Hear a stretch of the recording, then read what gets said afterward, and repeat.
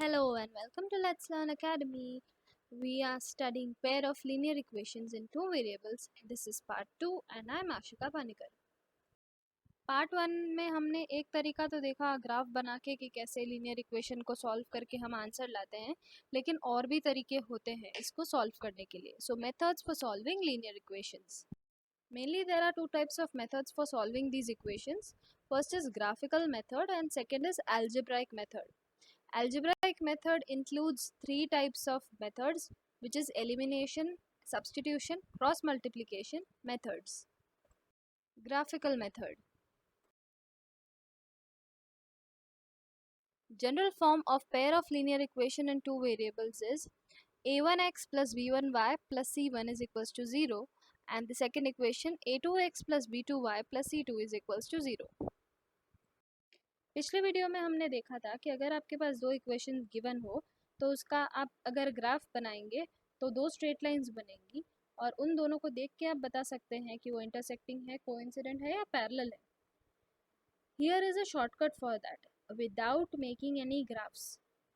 First, अगर वो दोनों लाइन इंटरसेक्टिंग है then a1 upon a2 is not equal to b1 upon b2. ये दोनों जो फ्रैक्शन की वैल्यू आएगी वो अलग अलग होगी. सेकेंड, कोइंसिडेंट, अगर दोनों लाइंस कोइंसिडेंट है then a1 upon a2 is equals to b1 upon b2 is equals to c1 upon c2. Third, अगर ये दोनों लाइंस पैरेलल है तो then a1 upon a2 is equal to b1 upon b2 but it is not equal to c1 upon c2. ये एक table example के through हम देखते हैं तो जल्दी समझेंगे. So this is a table given in your NCERT text book. First example हम लेते हैं, दो इक्वेशंस ली है x minus 2y is equals to 0 and 3x plus 4y minus 20 is equals to 0. शुरू करने से पहले एक चीज़ हमें हमेशा नोट करनी है कि इक्वेशन स्टैंडर्ड फॉर्म में है या नहीं. स्टैंडर्ड फॉर्म में लीनियर इक्वेशन जो होते हैं उसमें LHS में सारी चीज़ें आ जाती है, राइट साइड में कुछ नहीं होती. इज इक्वल्स टू के बाद सिर्फ 0 होना चाहिए. इनकेस आपके इक्वेशन में RHS में कुछ टर्म है तो आपको उसको लेफ्ट साइड में लेके आ जाना है. फॉर एग्जाम्पल अगर x is equals to 2y लिखा हो तो आपको x minus 2y equals to 0 कर देना है. वो जो पॉजिटिव 2y था राइट में उसको लेफ्ट में लेके आना है. सो फर्स्ट जो जो इक्वेशंस दिख रहे हैं, दो इक्वेशंस, उसमें a1 अपॉन a2 मतलब दोनों के x के कोएफिशिएंट्स का फ्रैक्शन. सो फर्स्ट इक्वेशन में x ही है, कोई कोएफिशिएंट नहीं है तो उसका कोएफिशिएंट 1 मानेंगे. 1 अपॉन 3. b1 अपॉन b2 मतलब y के कोएफिशिएंट्स का fraction, that is minus 2 upon 4. और c1 अपॉन c2 यानी कि दोनों में जो कांस्टेंट टर्म है बिना x और y के उसका फ्रैक्शन. पहले इक्वेशन में तो कोई कांस्टेंट है ही नहीं तो दैट इज 0, और नीचे वाले इक्वेशन में माइनस 20 कांस्टेंट टर्म दिख रहा है. अब यहाँ हम फ्रैक्शन से हम देख सकते हैं कि a1 upon a2 is not equal to b1 upon b2. इसलिए हम कह सकते हैं कि इनका जो ग्राफ बनेगा वो इंटरसेक्टिंग लाइंस होंगे, और जब भी इंटरसेक्ट करती है दो लाइंस तो वो एक ही बार इंटरसेक्ट कर सकती है, यानी कि it will have exactly one solution.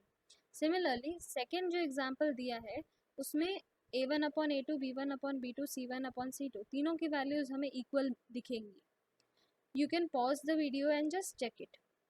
तीनों वैल्यूज यहाँ पे इक्वल आ रही है सेकेंड एग्जाम्पल में, इसलिए इसका मतलब है उसके जो ग्राफ बनेंगे वो कोइंसिडेंट, एक के ऊपर एक आने वाली लाइंस होंगी. और जब एक के ऊपर एक लाइन आती है यानी कि कोइंसिडेंट लाइंस होती है तब उसके इनफाइनाइटली मैनी सॉल्यूशंस होते हैं. सिमिलरली द थर्ड वन, उसमें आप देखेंगे a1 upon a2 is equals to b1 upon b2 but it is not equal to c1 upon c2. इस केस में हम कहेंगे कि जो दोनों लाइंस है वो पैरेलल लाइंस है, और लाइंस जब पैरेलल होती है तो उसके कोई भी सॉल्यूशंस नहीं मिलते हैं. You can just pause the video and verify this. ये चीज़ें हमें याद रखनी है. Example number 4, check graphically whether the pair of equations, दो इक्वेशंस दी हुई है, is consistent. If so solve them graphically.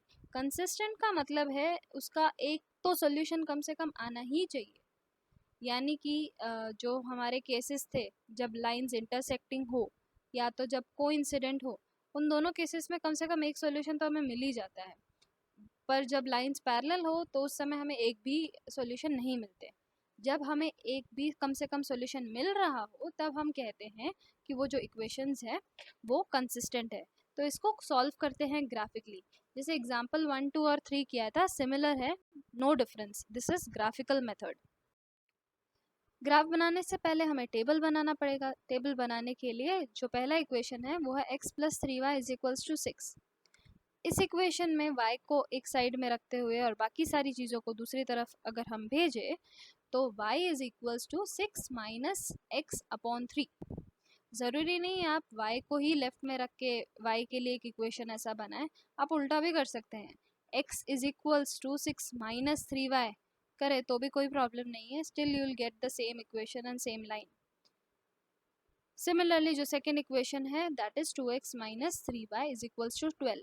उसके लिए जब हम टेबल बनाएंगे और अगर y को अगर हम एक साइड रख रहे हैं तो यू विल गेट 2x - 12/3। अब दोनों टेबल्स में x की अलग अलग वैल्यू मर्जी से डालने पर y की अलग अलग वैल्यूज मिले।